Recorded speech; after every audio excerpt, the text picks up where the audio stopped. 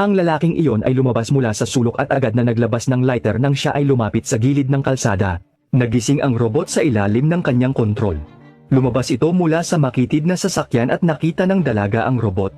Gusto niyang magpa-picture kasama ito. Tumanggi ang robot at sinabing kailangan magbayad ng 5 yuan. Umalis ang mga babae nang hindi lumilingon. Hindi na sila lumingon pabalik. Sabi ng robot, nagbibiro lang ako, 3 yuan na lang, ayon sa gusto mo. Totoo nga, dati siyang mandirigma. Ngayon, kaya niya lang kontrolin ang temperatura ng bakal para sa laban. Para sa pera, hindi 100 yuan, nakakaawa siya. Pumayag siyang sumali sa kompetisyon sa lungsod. Ang kalaban ay isang toro. Mukhang mabangis ang toro, nagsimula ang laban. Ang robot ay may kakayahang talunin ang kalaban sa isang suntok. Sa unang pagkakataon, nang harapin ang pag-atake ng toro, ang robot ay madaling nakaiwas sa pamamagitan ng pagtalon. Pagkatapos bumagsak sa lupa, umikrot ito at nagpakawala ng suntok sa toro. Ang toro ay bumagsak sa lupa. Ang palabas ay napakaganda na ang mga manonood sa arena ay hindi mapigilang sumigaw. Ngayon, ang mandirigma ay nagwagi ng pera. Ang dalaga ay nagbigay ng gantimpala. Gayunpaman, sa susunod na minuto, ang itim na robot ay sumugod. Dumating ito at sinipa ang kanang paa ng mandirigma. Ang sitwasyon ay nagbago. Ang mandirigma ay nawalan ng isang paa. Hindi ito kalaban ng itim na kampo. Inangat ito ng itim na kampo sa himpapawid at itinapon sa arena. Nasa gilid ng pagkatalo ang mandirigma. At natalo nga ang mandirigma. Natalo siya at nagkaroon ng utang. Kailangan niyang ibenta ang kanyang sasakyan at mga gamit na nasira. Habang tumatakas, may 2 lalaki na lumapit sa kanya. Sinabi nila na ang kanyang dating asawa ay kamamatay lang. Iniwan ang anak na 11 taong gulang sa kanya. Ang kapatid na babae ng dating asawa ay gustong kunin ang bata at ang usaping ito ay dapat maayos.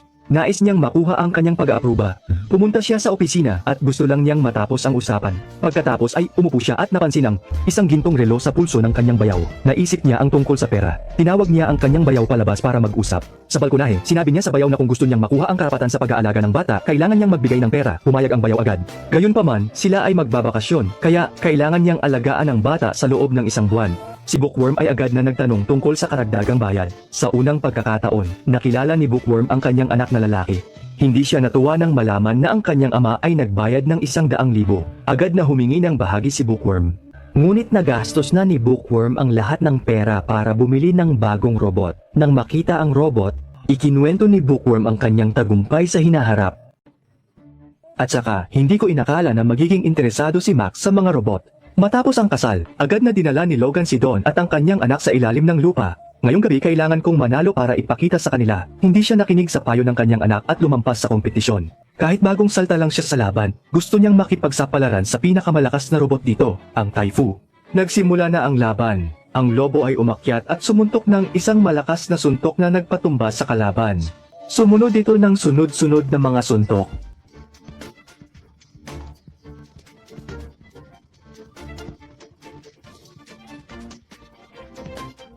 Ang kanyang braso ay nagbigay ng malakas na tunog, kasunod ng isang suntok na nagwakas sa laban. Ang dating kampiyon ay natalo. Ang lobo ay nagtagumpay. Ang pagkatalo ay sinisi sa robot, ngunit si Mark ay nagalit.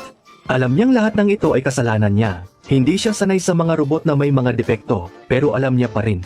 Ang kanyang kumpiyansa sa sarili ay hindi matitinag. Matapos ang pagtatalo ng mag-ama, nagpatuloy sila. Walang kasiyahan para makahanap ng pera mula sa mga laban. Si Charlie ay nagpunta sa isang maliit na lugar para sa mga robots. Para makahanap ng kung ano, dinala niya si Charlie sa isang lugar na matagal nang ginagamit at nag-ingat sa kanilang paghahanap. Sa gitna ng malakas na ulan habang naghahanap, ikinuwento niya kay Charlie ang tungkol sa kasaysayan ng mga laban ng robot. Sa maraming panahon, ang mga tao ay nagbabayad para makita ang mga laban na puno ng lakas. Ngunit ang mga robot ay hindi dumudugo at hindi nakakaramdam ng sakit. Pinalitan ng mga robot ang mga tao sa laban. Si Max ay nakikinig ng mabuti, hindi napansin na siya ay nasa gilid na ng bangin. Napakataas nito, kung mahulog siya, tiyak na delikado. Charlie! Tulungan mo ako. Charlie, tulungan mo ako! Sa oras ng krisis, inabot ni Charlie ang kanyang kamay para iligtas siya. Ngayon, si Wolf ay umakyat. Sa gilid ng bangin dahan-dahan siyang bumaba at ligtas na nakarating. Pagkatapos makaligtas, agad siyang bumaling at nag-usap ng kaunti sa mga lumang robot na nasa ilalim ng kuweba. Gusto niyang dalhin ang mga ito pabalik. Ngunit ayaw ni Wolverine na mag-aksaya ng oras dito. Gusto lang niyang makaalis agad sa mapanganib na lugar na ito. Hinawakan siya ng mga tao at hinila palayo. Hindi na siya lumingon pabalik. Tumayo na lang siya sa ulan, nag-iisa.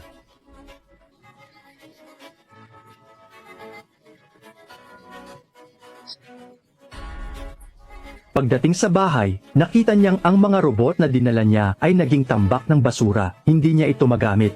Kaya kinailangan niyang gamitin ang robot na nakuha ng kanyang anak para ayusin ang sitwasyon. Binuksan niya ang switch. Ang robot na nakuha mula sa tambak ng basura ay nagsimulang gumana ng hindi inaasahan. Tumingin siya sa gilid.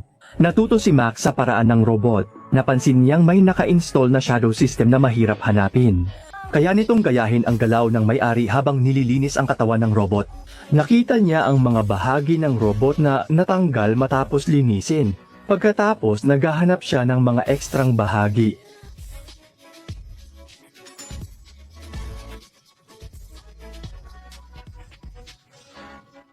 Nagpatuloy siya sa pag-aayos hanggang sa gumana ito. Nagising si Max sa gabi para gamitin ang shadow function ng robot sa laban. Sa huli, napagtanto ni Wolverine ang pagsisikap ng kanyang anak. Nagdesisyon siyang lumaban kasama niya. Dinala niya si Max sa zoo at agad silang nakipaglaban. Pagpasok nila, sinalubong sila ng mga tagahanga.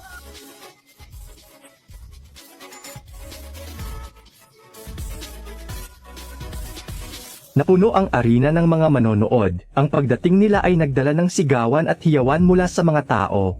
Agad na sumigaw ang mga tao at ang kalaban nila, si Metro, ay handa na para sa premyo. Gusto niyang makuha ang tagumpay. Ngunit nanatiling matatag si Max na lumaban sa sarili niyang paraan. Mas tumataas ang tensyon habang nagsisimula ang laban sa stadium. Dumadaan ang mga tao sa daan at sa oras na ito, si Charles ay nag-iisip ng kanyang plano. Patuloy na nagbabahagi ng kanyang karanasan, ngunit si Oscar ay sumali sa unang pagkakataon. Kung matalo, ang kalaban ay makakakuha ng sapatos. Pagkatapos ay nagkaroon ng pagkakataon si Oscar na makuha ang sapatos. Si Adam, na nasa gilid, ay nag-aalala ngunit hindi pa rin sumusuko. Hanggang sa hindi na makayanan ni Adam ang laban, hindi siya umatras. Sa ilalim ng pamumuno ni Mapat, sa wakas ay nagkaroon siya ng pagkakataon. Nagkaroon ng pagkakataon na makahinga ng kaunti, ngunit ang kalaban ay hindi basta-basta. Mabilis na umatake si Adam hanggang sa maubos ang lakas. Si Adam ay talagang isang mandirigma. Totoo ang kanyang tapang at lakas.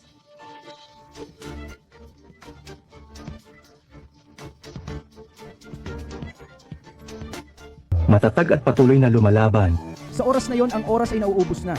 Sa wakas, si Adam ay masaya na makapagtapos ng round kasama si Buff at Mapat. Ngunit ang kalaban ay hindi pa rin sumusuko. Nagpatuloy ang laban sa isa pang round na may pangakong doble ang premyo kung mananalo. Sumang-ayon si Adam sa kasunduan na may kasiyahan. Si Logan ay nagmungkahi na huminto na siya habang siya ay nananalo. Ngunit si Adam ay hindi pa rin sumusuko at nais pang lumaban. Nagsimula ang bagong round at natutunan niya ang karanasan at pag-iwas sa mga atake. Ng kalaban, sinundan nito ng isang magandang Joryuken na nagpatumba sa kalaban. Halos matumba na ito. Nanalo si Adam sa ganitong paraan. Sa wakas, hindi pa rin makapaniwala si Charles. Paglabas mula sa arena, may nag-anyaya sa kanila. Sa isang paligsahan sa katapusan ng linggo, kung mananalo, makakakuha ng 7,000 piso. Nang marinig ito ni Charlie, siya ay nagulat. Sa susunod na laban, na-upgrade ni Marcus ang sistema ng kontrol ng robot at ginamit ang sayaw para sanayin ang paggalaw nito. Nang lumabas si Charlie, nakita niya ang eksenang ito. Nakita niya ang robot na sumasayaw at nagulat siya sa bagong karanasan. Nagpasya silang magpakitang gilas sa bawat laban para makuha ang atensyon ng mga manonood. Nagsimula si Charlie ng bawat umaga sa pamamagitan ng pagdadala kay Arthur sa pagsasanay ng mga kasanayan. Pagkatapos sumali sila sa mga paligsahan ng paulit-ulit na may lakas at kontrol ni Charlie. Kahit sino pa man ang kalaban, si Arthur ay kayang manalo at makuha ang premyo. Patuloy silang nagiging mas mahusay sa bawat laban na kanilang sinasalihan. Ang relasyon ng mag-ama ay lalong tumibay pagkatapos ng sunod-sunod na laban. Ang kanilang kakayahan ay mas kinikilala na ngayon. Ang mga tagapamahala ng kompetisyon ay nag-anyaya sa kanila na sumali sa professional na boxing match. Kahit na ito ay isang maliit na seleksyon, mukhang tiwala sila. Bago magsimula ang laban, nakatanggap sila ng imbitasyon mula sa may-ari ng isang kilalang gym. Nais niyang magbigay ng $200 para bilhin si Adam bilang sparring partner para kay Zeus. Kailangan nilang ipaglaban ang premyong $200. Nagsimula na ang laban, ngunit hindi sumangayon si Max. Para sa kanya, si Adam ay isang kasama sa paglalakbay, hindi isang paraan para kumita ng pera. Nagkaroon ng pagtatalo ang mag-ama, ngunit sa huli ay pumayag si Max sa desisyon ni Ray na sumali sa laban. Ang unang kalaban nila ay ang Queen City, isang kilalang robot na hindi lamang may 2 ulo, kundi may advanced na sistema ng kontrol na nagbibigay daan dito na malaman ang impormasyon ng kalaban at makita ang mga kahinaan ng kanilang mga kalaban ng mabilis. Ang kanilang kalaban ay si Adam mismo.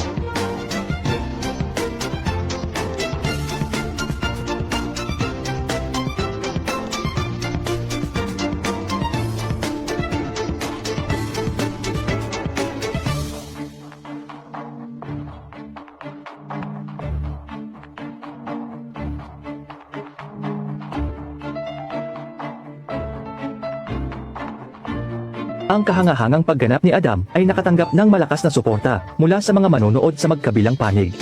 Nagpatuloy ang laban.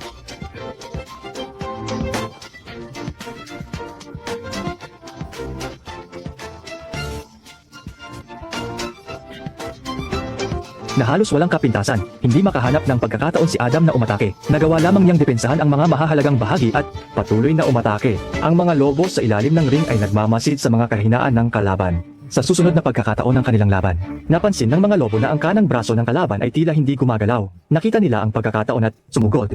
Si Adam ay mabilis na nakaiwas sa mga suntok ng kalaban.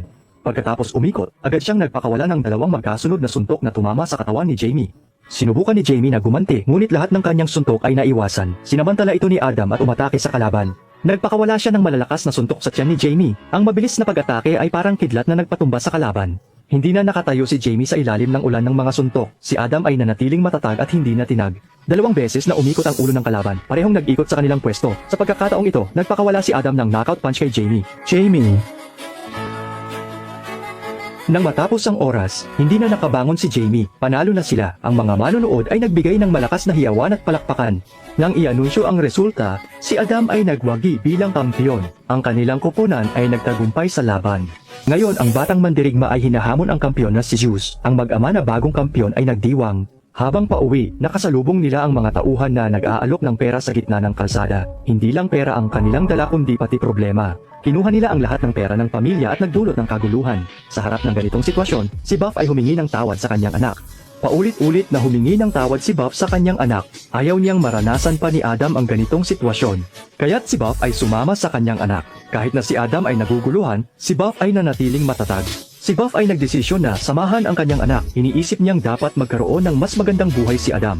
Hindi dapat ganito ang kanilang buhay. Dapat ay may mas magandang kinabukasan si Adam.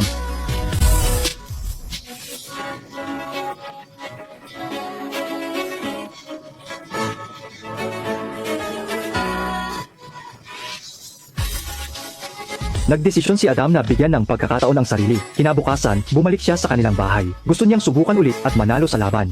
Minsan, maaaring matalo ang kanilang koponan, ngunit ang mahalaga ay lumaban sila. Sa pagdating sa lugar ng laban, ang mga manonood ay sabik na naghihintay sa kanilang pagdating. Ang ordinaryong tao ay nag-aabang sa kanilang laban. Si Adam at Zeus ay parehong may mga taga-suporta. Ang kanilang laban ay inaabangan ng marami. Nagsimula ang laban sa gitna ng ring. Si Adam ay lumapit kay Zeus at nagpakawala ng suntok. Si Zeus ay natumba sa sahig dahil sa malakas na suntok ni Adam. Nanghina si Adam at agad na bumangon ng mabilis. Narinig niya ang sigaw ng kanyang coach kaya't agad siyang sumugod sa laban. Dahil sa likas na ugali ng tao at hayop, ito na ang pangalawang pagkakataon na si Adam ay kailangang harapin ang matinding kalaban. Sa ganitong sitwasyon, walang ibang magagawa kundi ang lumaban. Ngunit agad siyang bumangon nang makita ang kalaban sa harap niya. Kailangan niyang harapin ang matinding pagsubok. Sinubukan niyang umiwas ngunit na-corner siya sa sulok ng ring. Alam ni Zeus na hindi niya palalampasin ang magandang pagkakataon. Tinutok niya ang kanyang suntok sa ulo ni Adam at pinakawalan ito. Bumagsak si Adam sa sahig sa ikatlong pagkakataon. Agad siyang bumangon. Mabilis na bumangon si Adam.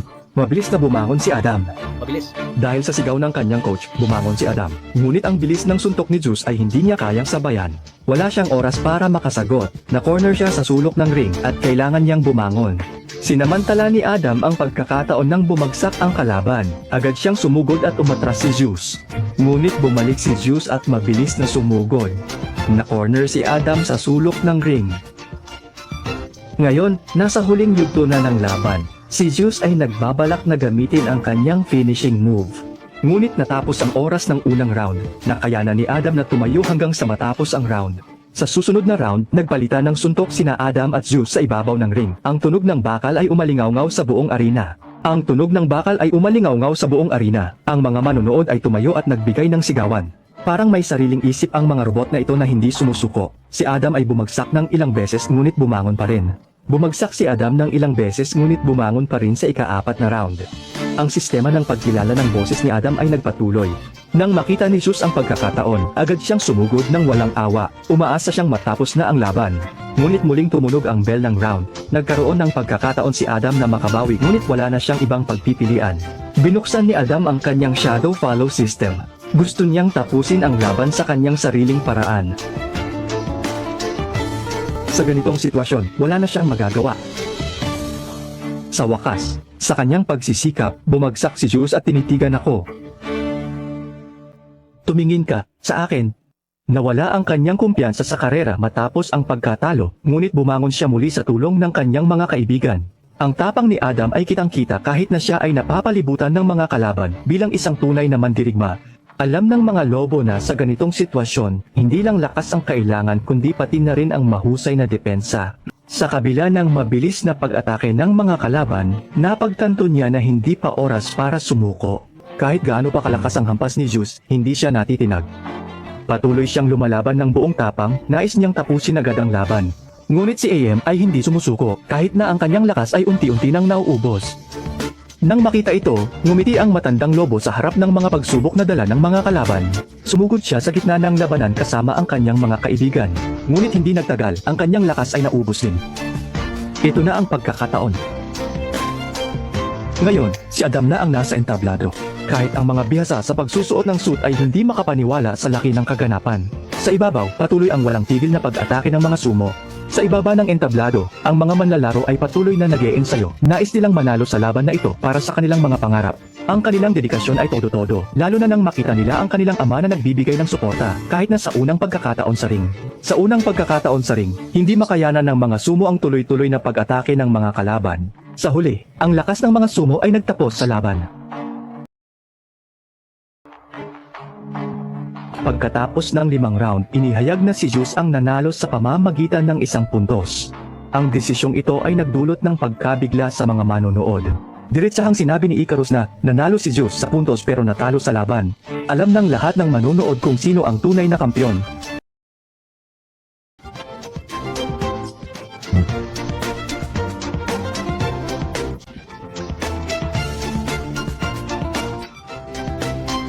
Sa entablado ng buhay, lahat tayo ay kailangang harapin ang pagkatalo at pagkadapa paminsan-minsan, pero kailangan nating mag-isip ng matatag na diwa ng pakikipaglaban at hindi pagsuko, kaya tayo'y bumangon, tumayo at magpatuloy.